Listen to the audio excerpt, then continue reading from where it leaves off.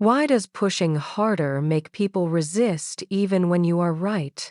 You bring more evidence. You sharpen the explanation. You remove every reasonable objection. And somehow the other person becomes less reachable. Because people do not protect only their opinions. They protect the person they believe they are while holding them. Maya entered Lumen's board meeting with 63 slides and the truth. She would need only 12 minutes to turn both into a threat. Hi, I'm Sarah, and this is Wise Mind Stories. In this episode, you will learn why correction can feel like control, which 3 beliefs people defend beneath almost every argument, and how to create influence without asking someone to surrender their dignity first. The presentation began well. Maya showed the rise in account deletions after the North Star announcement. She displayed comments from caregivers, the clinic consortium's withdrawal, and a financial model for the Independent Data Trust. Then a board member named Evelyn asked, "Are you saying the partnership was a mistake?" Maya had prepared for this. "I'm saying the risk analysis privileged immediate revenue over durable trust." The pattern was visible before signature. The room heard something else. "You were careless. I saw what you could not. The damage belongs to your judgment." Marcus leaned toward his microphone. The alternative included layoffs. That pattern was also visible. Maya advanced to slide 22. "Which is why the decision should not have been reduced to a binary." The more clearly she proved the weakness of their choice, the more personally everyone needed the choice to remain defensible. Robert Greene's law of defensiveness begins with a universal tension. We need other people, but we also need to feel autonomous. We want influence, but we dislike feeling influenced. We want to see ourselves as intelligent and good. Greene describes 3 qualities that appear in most people's self-opinion. I act from my own free will. I am intelligent in my own way. I am basically good and decent. Threaten any one of these, and resistance rises. Threaten all 3, and evidence may be experienced as humiliation. Maya's slides implied that the board had been controlled by urgency, failed to understand the risk, and compromised vulnerable families. Autonomy. Intelligence. Goodness. Slide by slide, she closed every door. If your argument requires someone to feel smaller before they can agree, resistance is not irrational, it is self-protection. Evelyn asked whether the proposed data trust would slow product development. Maya answered with 3 examples of companies that had integrated outside governance. Marcus asked how much the opt-out would cost. Maya answered to the decimal. Adrian asked whether North Star had indicated willingness to amend the contract.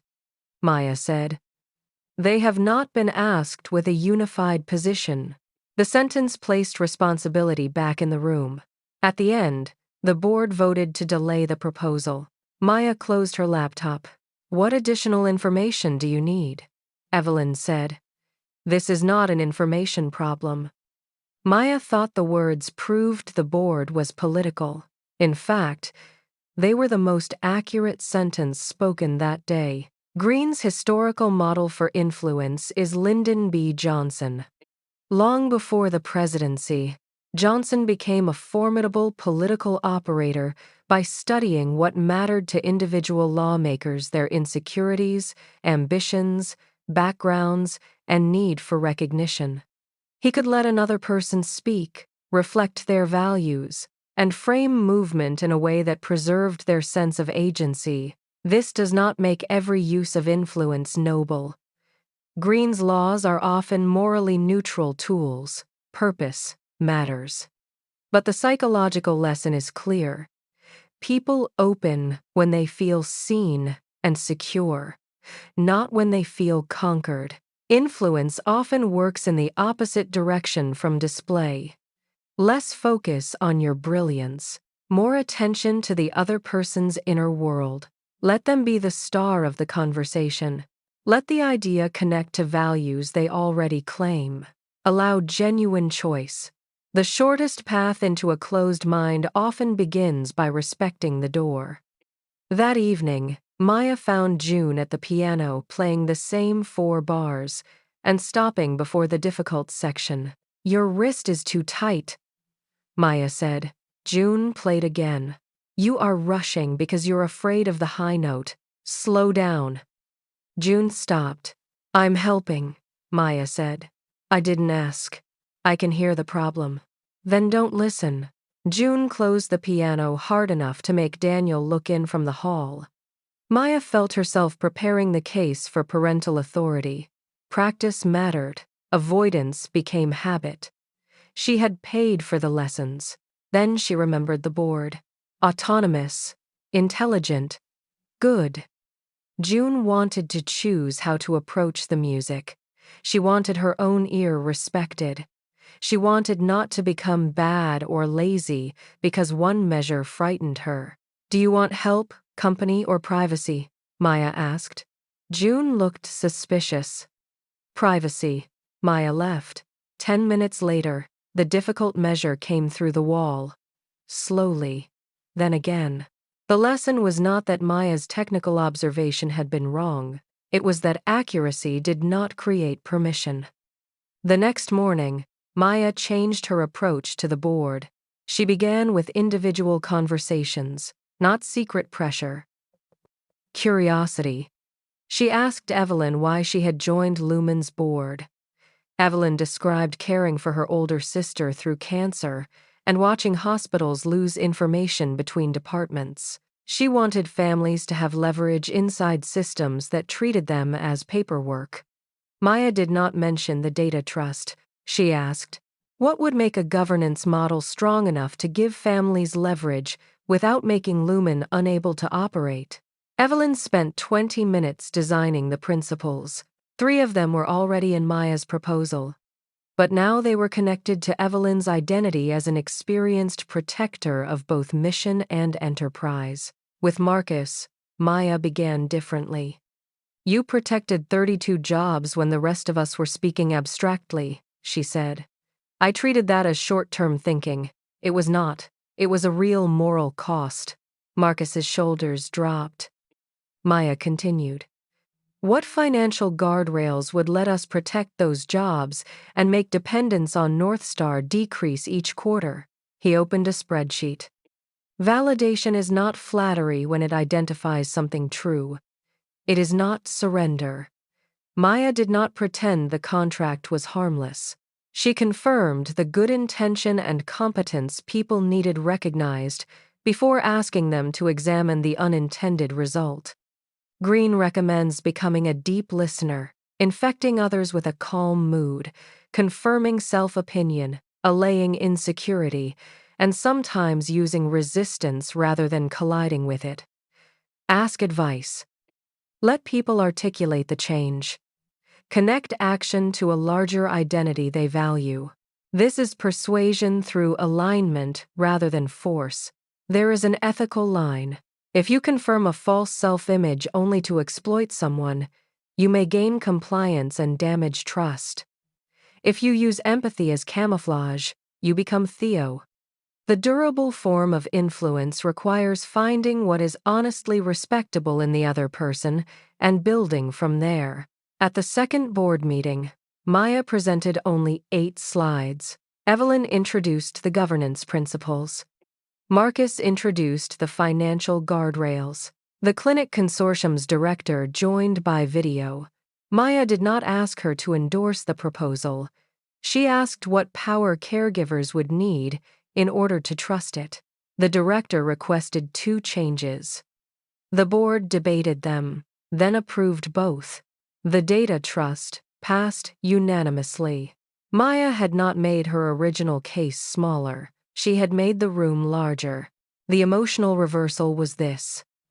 Maya assumed influence meant transferring certainty from her mind into theirs. Real influence began when she stopped treating their resistance as empty space. People rarely resist only the idea. They resist the identity the idea seems to take from them. After the meeting, Adrian remained by the window. "You went around me." Maya could have said the board had requested individual consultation. She could have proved procedural innocence. Instead, she asked, "What did it feel like I took from you?" Adrian laughed once. "Is this one of your new research questions?" "Yes." He looked out at the city. "I built the company. Lately, every correction sounds like an argument that Lumen needs to become less mine in order to survive." Maya understood the fear. She also understood that empathy would not solve it. "The trust will reduce your unilateral control," she said. "It may also protect what you built from the moods of any one leader, including me." Adrian did not agree, but he did not end the conversation. At home, June left the piano room door open by 3 inches. Maya sat in the hall and listened without commenting.